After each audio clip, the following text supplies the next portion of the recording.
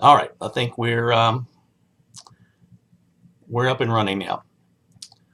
What I'm going to cover in this Tegrity recording is chapter 15. Chapter 15 talks about the management of capital. So this will be one of the three chapters that will be on test number 3 in Finance 334. So again, there's nothing really too complicated about this chapter. So I'm just going to go ahead and get started with this. And if anyone, after you watch this video, if you have questions, then just get in touch with me and I'll be happy to help. All right, so um, as we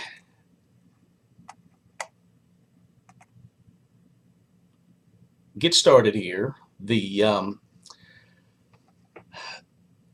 I guess the first thing is, what is capital? And when you're a bank, capital is one of the most important things that you can have. As it says here, capital, as all of you know, you've taken lots of finance courses. Capital is simply funds contributed by the owners of the bank. And essentially, capital is important, especially important in banking, because it provides a cushion for the risk that banks undergo when they loan money and when they invest money. We'll talk about loans in chapter 16 and 18. We've already talked about investments. But I mean, as you know, banking, just like other parts of finance, is about managing risk. I mean, that's what it's concerned with. So, as it shows here, the last bullet point, capital has become the centerpiece of supervision and regulation today. And that is true. Regulators, because of financial problems in the past, because of financial meltdowns, because of the 2008 crisis, regulators look really, really careful at bank capital. And they want to make sure that a bank has adequate capital, the banking industry on average has adequate capital.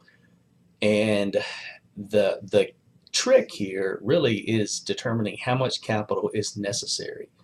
And as we'll see as we go through these slides, that's not necessarily industry specific. It's more individual bank specific, because the more risk you take, the more capital you should have on hand to help cushion that risk in case something goes wrong.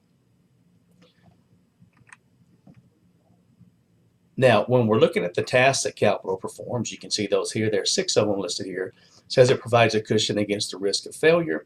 It provides funds to help institutions get started. So if you're going to, for example, if you're going to open a new bank, which is called a de novo bank, then one of the first things you're going to do is you need to raise capital. And depending on the market that you're going to operate in, you're going to need more or less capital to get started. For example, if you want to open a bank in Murray, Kentucky, you may need $10 to $15 million worth of capital. If you want to open a bank in Nashville, you may need $30 million worth of capital. So again, the market in which you operate has a lot to do with how much capital you need to get started. Number 3, promotes public confidence. Now again, a lot of bank customers, maybe they don't necessarily know a lot about a bank's capital, but they hear a lot of this on the news. And when they start hearing that the banking industry is suffering or is at risk, it makes people nervous. Provides funds for growth. We'll talk about this in just a few minutes, but really capital limits the growth of a bank.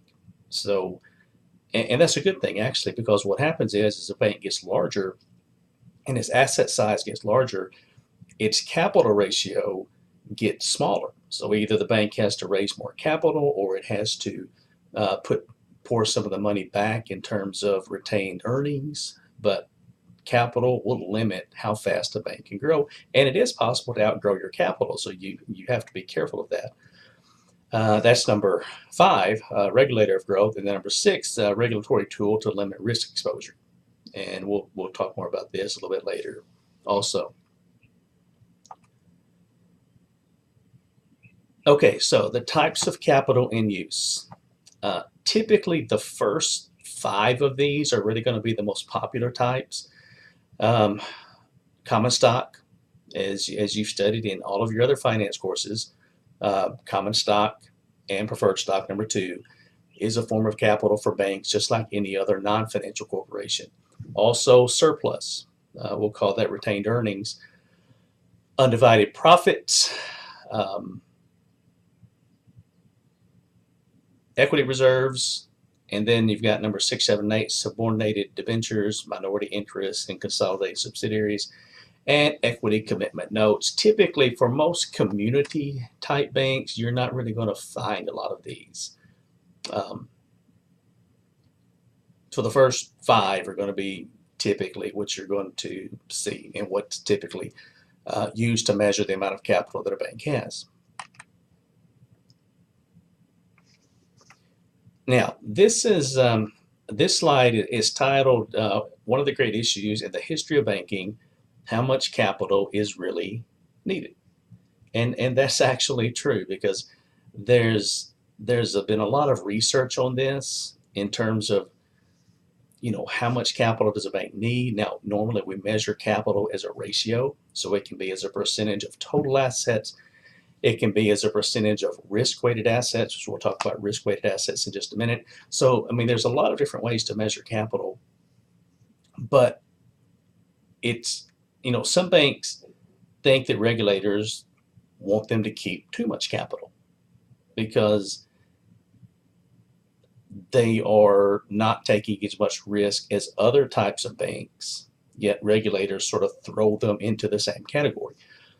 Um, and so when we look at the regulatory approach for evaluating capital, you can see three reasons here for capital regulation. One is to limit the risk of failure. And of course, I mean, that's one thing that we've talked about all semester is the financial crisis and kind of what happened with the financial crisis of 2008 and sort of all of the items for a perfect storm coming together. And so you had falling real estate prices, you had a recession, you had banks that were making bad investments, you had a lot of loans going bad. And so again, one of the reasons that banks failed is simply because their capital wasn't sufficient. But again, for a lot of those banks, it would have been impossible to raise enough capital to survive what they went through, even if they had tried, if regulators had said, look, you need twice as much capital or three times as much capital, it still would not have been enough in that situation. Number two, as we talked about earlier, to preserve public confidence. And number three, to limit losses to the government and other institutions arising from deposit insurance claims. So again, regulators, as we said, the bank examiners, when they come in, one of the first things they look at, I mean, they're going to look at the loan portfolio, they're going to look at the investment portfolio, and they're going to look at how much capital a bank has. I mean, that's just sort of what they're going to look at first. Because with those three items, especially loans and capital, if one of the two of those or both of those is insufficient, then a bank is in a lot of trouble. So it can be on its way to failure. And so that's one thing that they want to catch early if possible. Now, as we continue this of how much capital is really needed, you can see this is called the regulatory approach to evaluating capital needs. And there's a ton of research that's been done on bank capital and how much capital does a bank need. And again, this is very time specific because there are certain periods of time when banks they're doing great. They have very few loans that are going bad. They have very few investments that are going bad. And in those cases, you really don't need as much capital as when you do have a lot of loans going bad or you do have a lot of investments going bad. Because the way this works is, and I've talked about this earlier in the semester when we were looking at ratios, but we talked about the allowance for loan and lease loss. And that's the account that a bank has set aside money in case loans go bad. Well, the way it works is if a loan goes bad, then that loss comes from the allowance for loan and lease loss, which makes sense. But if too many loans go bad, then, and if the allowance for loan and lease loss, if it's basically zeroed out, if they use all of that money, then they have to go to earnings and they start taking those losses out of profit. Now, as we've talked about, banks don't have a very large percentage profit compared to their assets. We talked about return on assets of 1%, 1.25%, maybe 1.5% as being really, really good. So it doesn't take long to burn through your profits if you have a lot of loan losses. And once you've gone through the allowance for loan and lease loss, you've gone through the profit. The next step is you start taking those losses from capital. And as we'll see in just a minute, I mean, banks, even though they're required to have a certain amount of capital, it's still, again, as a percentage of their assets, it's still not a large percentage. So once you start burning through your capital, you can become undercapitalized very, very quickly. Now, the issue with this is because a lot of people simply say, well, if you're undercapitalized as a bank, why don't you just raise more capital? You either sell more stock, you sell more bonds, whatever the situation may be. Well, the problem with that is that when you're losing money and you've got loans going bad and you contact your current investors to say, hey, I know you've already invested whatever it might be, $1 million or $100,000, whatever, in my bank, in the stock of my bank. But we've made some mistakes, and I'm not really sure whether you're going to get your original investment back, but I would like for you to invest more money. That doesn't sit very well with most investors. And you can go outside the bank, it's current investors, you could try to raise money, again, from outside sources, but they're going to know that you're not doing very well. And so that's kind of the problem with this is when you need the money the most is when investors typically want to invest in your bank the least because you're having financial problems. So again, it's one of those things where when you really need capital, it's really tough to raise capital. But as you can see here, some of the research evidence shows a couple of things here. Number one, it says research has been conducted on the issue of whether the private marketplace or government regulatory agencies exert a bigger effect on bank risk taking. So this is saying, even if we didn't really have a lot of regulation in banking, would the banking industry take a lot of risk, or would it self-regulate itself? And the second bullet point here says that most studies find that the private marketplace is probably more important than government regulation in the long run. Now, I'm not 100% sure that I agree with this completely. I do in certain markets. For example, if you're talking about the interior of the United States, if you're talking about the Midwest, some of the southern states, some of the states that the banks did fairly well during the financial crisis, I think what you would see is that these banks do sort of self-regulate themselves. They don't get involved in risky loans. They don't get involved in risky investments. But when you've got some other states, for example, like Florida or the East Coast or the West Coast, or some other areas like Las Vegas or Arizona where you have just really, really fast population growth and you've got a lot of building going on because of that, then it's more difficult to self-regulate yourself because there's just so much money to be made by lending money to the builders who are building the housing complexes and the apartments and the strip malls and the whatever that's being built. And so where there's a lot of money to be made, self-regulation is more difficult than where there tends to be a more conservative look and take on loans in the banking industry in general. And the last bullet point here says that recent government regulations appear to have become nearly as important as the private marketplace. Um, and again, it's no secret there after the financial crisis, 2007, 2008, 2009, regulators clamped down hard on banks. And they said, look, you need to raise more capital. We're going to make you raise more capital if you want to continue as a going concern. Otherwise, we can simply shut you down. And that was sort of the story for all banks, the message to all banks for a while.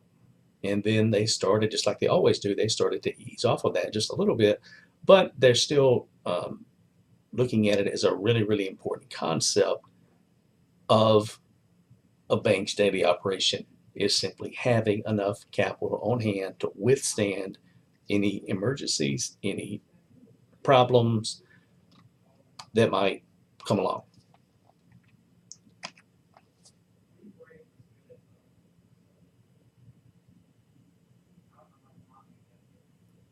Now, as you can see here, and again, I'm going to disagree with this some. It says we are not all sure market discipline works as well for small and medium-sized insured depository institutions. Um, and again, I'm not really agreeing with that simply because of what I saw happen in the financial crisis, where you had a lot of the smaller banks, especially, they weathered that storm really well. And the reason they did is because of self-discipline and basically just using very, very good banking discipline. I mean, they just followed the basics. They weren't trying to make the most money. They weren't chasing the latest and greatest trend in loans. They used fundamentals of banking, and maybe they weren't as profitable as some banks before the financial meltdown, but they didn't have the losses of those banks also during the financial crisis. So again, it really goes back to the basics of how to run a bank successfully and how to be disciplined when you are running a bank. Um, the second bullet point here says some of the most pertinent information needed to assess a bank's risk exposure is known only to government regulators, which is true because when you're talking about the CAMELS rating, then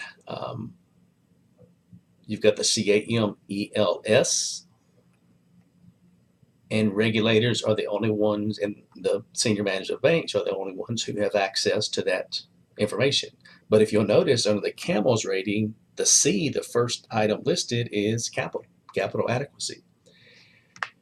And the third item here says some research has found that increased capital does not materially lower a bank's failure risk. And that's what I mentioned earlier, is that if some of the banks that failed, and remember, we've had over 500 bank failures since 2008 in the United States.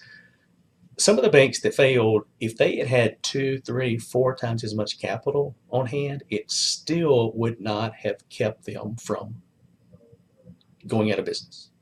And that's just because, they had just made so many bad loans and so many bad investments that there was no way to save those banks. So it wouldn't have mattered how much capital regulators said they needed to have, it still would not have helped.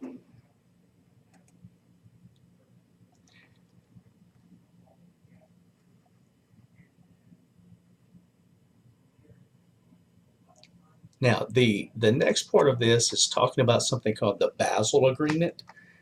So if you see this here, it's not Basel. It's pronounced, well, it's actually pronounced Basel, the Basel Agreement. And what this is, I'm going to simplify this, but you can take a look at that. This goes back to the late 80s, and basically what it is there were certain countries doing business with each other. So you'd have businesses within a certain country doing business with merchants in another country. And as you're doing business with, around the world, it's nice to know that the banks that you're dealing with and you're expecting payment from. So let's say I'm a business in the United States and I'm doing business with a company in Germany. So let's say I'm exporting some products from that business in Germany into the United States. Well, if I'm supposed to pay the German supplier, then that's going to come from my bank. Well, what if my bank fails? And so the supplier who, let's say the bank that I'm dealing with has promised that they're willing to loan me up to, let's say, $1 million. And with that $1 million line of credit, I'm going to pay my supplier in Germany. Well, what if the bank fails? So no matter what the bank said they were going to loan me, if they're not in business, my supplier is not going to be paid because I'm not going to be able to borrow the money to pay my supplier. Or the opposite could occur if I'm in Germany and I'm selling something to or if I'm buying something from the United States and I'm trying to pay um, the company in the United States. So again, what the Basel Agreement did is simply it wanted to make capital standards somewhat uniform around the world. So if companies and countries are doing business with each other, they know that their banks have similar capital requirements, and so they have similar safety standards or similar cushions in case a problem comes up. So you can see this goes back to July 1988. You can see the original countries that participated, the US, Belgium, Canada, France, Germany, Italy, Japan, etc. And so we had this Basel Agreement. Well, as we were looking at this, kind of what happened is they wanted to break capital down into two different sources, and they still have this actually, although they've complicated it somewhat. So you've got tier one, or what's called core capital. So this is basically what we think of as capital. So things like common stock and surplus, undivided profits, which actually I think I misspoke earlier, where I called surplus retained earnings. Um, Actually, undivided profits will be retained earnings. Um, you've got qualifying non-cumulative preferred stock, minority interest, etc. So you've got a lot of um, items here, but typically the common stock, the undivided profits, that's what's called core capital. So that's going to make up, for most banks, especially community banks, that's going to make up probably 95% of their capital, maybe even 100% of their capital. And then you're going to have, well, probably 98%, because you're going to have some tier two, or what's called supplemental capital. This is money that's been set aside that could be used in emergency situations, such as the allowance for loan and lease loss. That's money that was set aside for bad loans, but it is counted as capital under the Basel capital standards. And you can see some of the other items listed here too. So know that tier one capital is known as core capital. Tier two capital is what's known as supplemental capital. And if a bank is going to, under the Basel I agreement, if a bank is going to be adequately capitalized, it has to have a ratio of core capital or tier one capital to risk-weighted assets of 4%, and total capital, which is tier one and tier two capital, to risk-weighted assets of 8%. It says with the amount of tier two capital limited to 100% of tier one capital, and that's typically, for most banks, that's not an issue. It's not a problem. So 4% tier one, 8% total for tier one and tier two. And that, again, that's for the Basel I agreement. Now, I mentioned something about risk-weighted assets. And I want to spend just a few minutes talking about risk-weighted assets because, I mean, and again, this makes a lot of sense if you think about it. It says we want to calculate risk-weighted assets. The first bullet point, each asset on a bank's balance sheet and off-balance sheet commitment is, it has made or multiplied by a risk weighting factor. So this is designed to reflect its credit risk exposure. And also, this is the most closely watched off-balance sheet items are things like standby letters of credit and long-term credit commitments.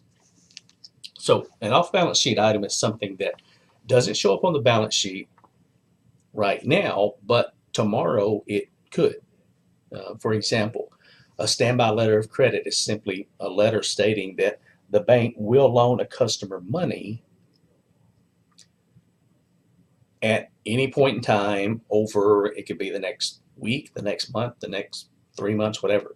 So for example, I could be a customer who has a zero balance on their standby letter of credit. I haven't used any of it. But tomorrow I might go out and, for my business, buy $1 million worth of inventory and borrow $1 million on that standby letter of credit from my bank. So the bank goes from basically no type of risk with me to $1 million worth of risk because I simply implemented my standby letter of credit. So as we've talked about all semester, some banks are simply riskier than others. Some banks get involved in riskier loans. Some banks get involved in riskier investments. And all banks are not created equal. So it makes sense that instead of using just total assets, no matter what the assets are, using total assets to measure capital as a ratio, it makes more sense to risk weight the assets, which means banks with less risky assets have to have less capital on hand than banks with riskier assets, as we can see here. So if we want to calculate risk-weighted assets, what we're going to do is we're going to take the face value of different items on the balance sheet, and we're going to weight them by their appropriate risk weighting. It's called a conversion factor. So, for example, standby letters of credit, backing municipal general obligation bonds. You've got here, if they've got a face value of $50,000, they've got a conversion factor of 0.2, and so they've got a credit equivalent amount of $10,000, and you've got loan commitments with a conversion factor of 0.5, so a credit equivalent amount of $10,000. Now, this is actually, let me take a step back here. We're converting the face value of these off-balance sheet items to a credit equivalent amount. So that is, if these were actual loans, how much value would they have on the balance sheet under the asset section as a loan? And so as you can see here, we're trying to convert these effectively. And so again, this is something that regulators have in place, and the numbers change from time to time based on what's happening in the economy, but this is allowing us to convert these off-balance sheet items to on-balance sheet credit equivalent amounts. And then once we've done that, we can take the amount of each asset and multiply it by the appropriate risk weight. So, for example, the 0% risk weighting category. Cash has 0% risk. U.S. Treasury securities, so for example, Treasury bonds, have 0% risk. So if you kind of follow this, you can see we've got $5,000 in cash, $20,000 in U.S. Treasuries. That's $25,000 total, but when we multiply it by 0%, it means as a risk-weighted asset, these are going to show up as 0. And for 0 assets, you have to have 0 capital on hand to offset that. In the 20% risk weighting category, we've got deposits at domestic banks, so that's deposits that our bank has at other banks. You've got credit equivalent amounts of our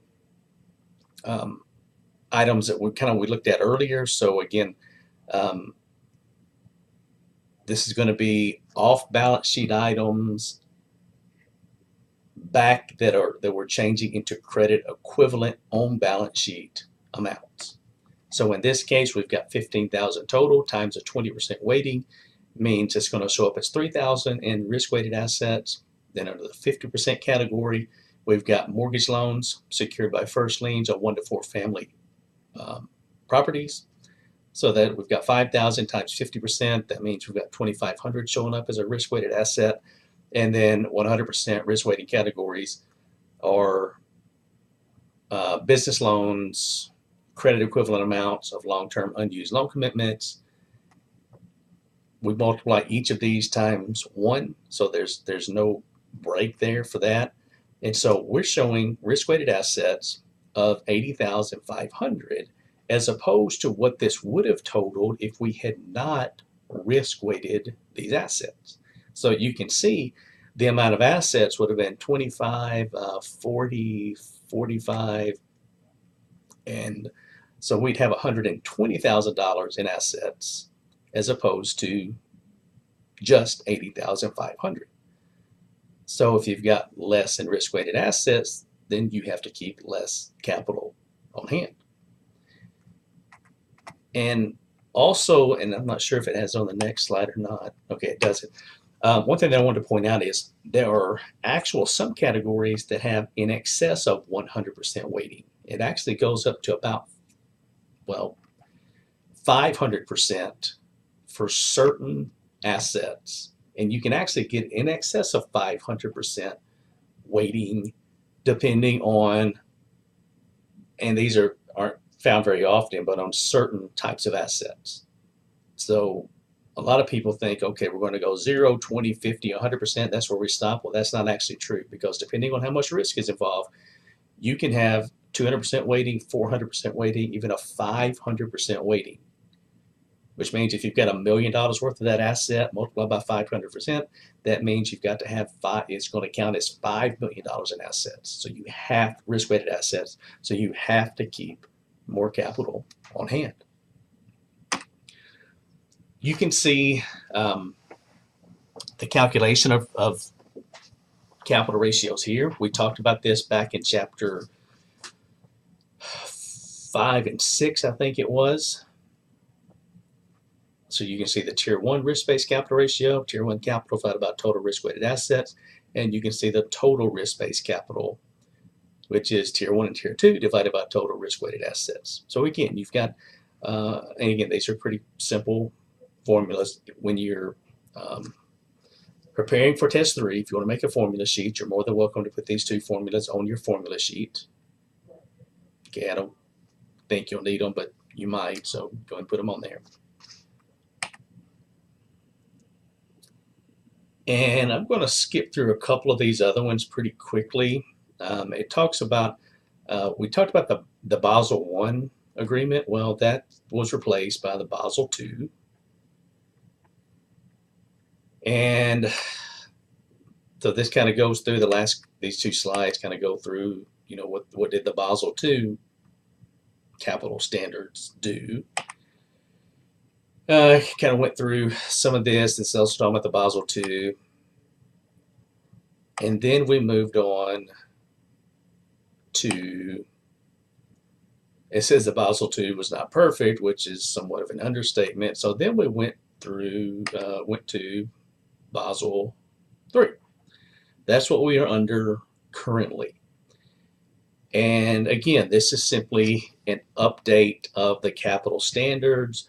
We're, you know, typically with each one of these, Basel I, Basel II, Basel III, we let additional countries into this, and they have to maintain certain capital standards. The last bullet point here, pretty straightforward. Capital requirements laid down in Basel I and Basel II apparently were inadequate to face in the face of the latest credit crash, and that was 2008. That's somewhat of an understatement. But again, it didn't work. And again, I don't know, you know, if anyone could have foreseen this happening. So I don't think they could have had a capital agreement in place that would have withstood what we went through. as an industry. Um, so again, I don't think it's necessarily the fault of any. I don't think it was faulty regulations or faulty capital standards. I just think it was, I guess I mentioned earlier in class, just the perfect storm hit, which there's no capital standard that could have withstood completely what happened. And so you can see Basel III here, kind of, um, it's being implemented in phases, and you can see the second bullet point says it can take many years. Implementation would be phased in slowly. It began in 2012, and they're hoping to complete it in 2019. So we're getting closer. Probably before this is completed, you'll have a Basel IV. And it's constantly changing, and that's because financial markets and financial institutions are constantly changing.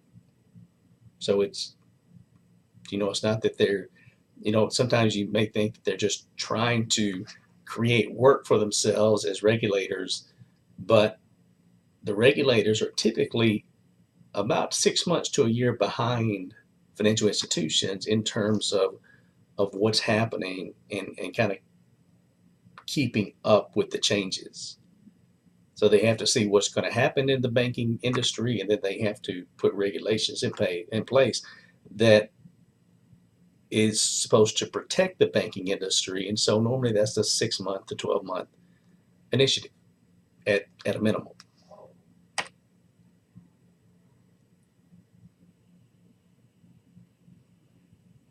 And you can see here, it talks about changing capital standards inside the United States.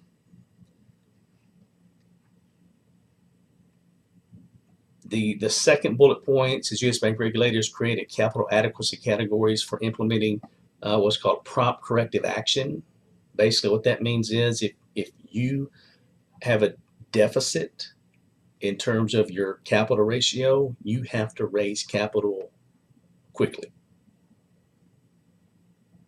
or you're going to be shut down. I mean, that's just sort of how it works. Or you need to find a buyer for your bank if you can. So you've got the different categories here: well capitalized, adequately capitalized, undercapitalized, significantly undercapitalized, and critically undercapitalized. Typically, most banks don't make it to 5. Okay, they're close before that. When you start getting into the 3 and 4 range, undercapitalized to significantly undercapitalized, that's when you need to raise capital in a hurry. Or another option is you can shrink your bank. And as some of you will see, if you're taking Finance 537 next semester, when you're running your bank and running your bank simulation, some of your banks are going to grow fast, which means your capital ratios are going to shrink. Sometimes they're going to shrink too much, which is going to hurt your stock price. And so you have a couple of choices. You can either raise more capital or you can shrink your bank. Both accomplish the same thing. It just depends on sort of how you want to accomplish getting your capital ratio up to a certain standard. So again, it's not right or wrong, different ways to get there. But you'll be able to actually see that happening. And that's one of the great things about the bank simulation is a lot of what we're talking about here, a lot of the theory in this class, you can actually put it into place in Finance 537. So you can see it working. And this is talking about planning to meet capital needs, different ways you can do that. One is raising capital internally by having, the appropriate dividend policy. The dividend policy is how much or what percentage of your earnings you're going to pay out in dividends. The board and management kind of, determine how much are we going to retain, how much are we going to pay out. And that is, again, that's bank specific. That has to do with the bank, the operating market for the bank management, the bank's board of directors. There's lots that go into a bank's dividend policy. You can raise capital externally, so you can sell So we mentioned earlier, you can sell shares of common stock, you can sell shares of preferred stock, you can issue debt, so you can issue some kind of a bond. You can sell assets, so that means shrinking your bank, like I mentioned earlier. You can lease facilities, so that is also shrinking your bank. Or you can swap stock for debt securities. And it says the second bullet point here, the choice of which method to use is based on their effects on a financial firm's earnings per share. So again, there's a lot of ways that you can do this. You can make your bank smaller, you can sell more stock, but the issue that a lot of banks face, and we talked about this earlier, is when you need to raise capital the most, investors are a little bit skittish and they may not want to purchase your stock because they're saying, okay, I've already invested money here. Some of them have. You want me to invest more money? What are you going to change as management so that you won't make the mistakes again that you've made to this point? Or they may say, look, we're growing too fast. You don't need to raise excess capital or extra capital because we need to slow our growth down because we're simply getting too big too fast. And for some banks, that's worked just fine. For some banks, they have been driven into bankruptcy. They've been shut down simply because they tried to grow too fast.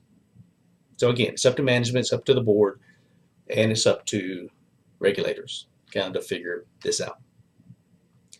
All right, so that is chapter 15. That is the capital. And I mean, you could spend hours talking about bank capital. Of course, I'm not, and it would drive you crazy if I did. But that's just sort of a primer for bank capital that you're going to see on test number 3. So be sure to read the chapter carefully if you would. You can come back and take a look at these slides. And we'll talk more about this when we talk about test number 3. All right, everybody. Thank you for watching.